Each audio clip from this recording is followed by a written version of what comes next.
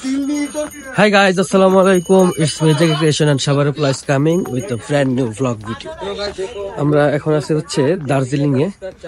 দার্জিলিং এটা হচ্ছে ঘুম মনেস্ট্রি। দার্জিলিং এর যতগুলো পর্যটন কেন্দ্র রয়েছে তার মধ্যে এই ঘুম মনেস্ট্রি একটি গুরুত্বপূর্ণ ঐতিহ্য বহন করে এবং দার্জিলিং এর মানুষের এটি একটি তীর্থস্থান বা প্রার্থনার স্থান। তো চলুন এই ঘুম মনেস্ট্রি সম্পর্কে কিছু জেনে নিই। ঘুম মনেস্ট্রি স্থানীয়দের কাছে ইগাচেউলিং মঠ বলে পরিচিত। তিব্বতীয় বৌদ্ধ ধর্মের একটি অন্যতম শাখা হলো গেলুক।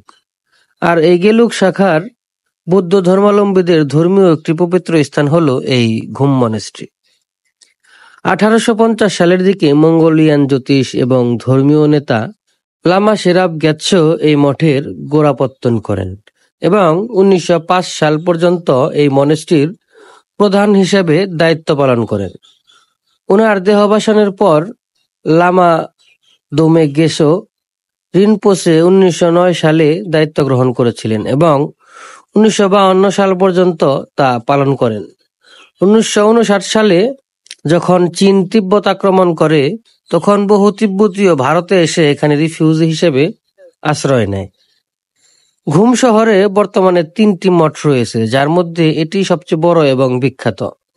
এখানে 108 খণ্ডের তিব্বতীয় বৌদ্ধ শাস্ত্র কাঙ্গুর নামক বৌদ্ধ ধর্মগ্রন্থগুলোর অন্যতম গ্রন্থ সংরক্ষিত আছে।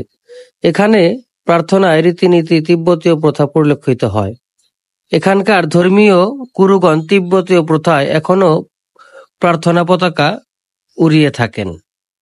আপনি এই মঠে আসলে বের হলেই দেখতে পাবেন বিভিন্ন ধরনের খাবার এবং বিভিন্ন ধরনের জামা কাপড়, শীতের চাদর থেকে শুরু করে বিভিন্ন কিছু এখানের যারা স্থানীয় মানুষ আছে তারা বিক্রি করতেছে।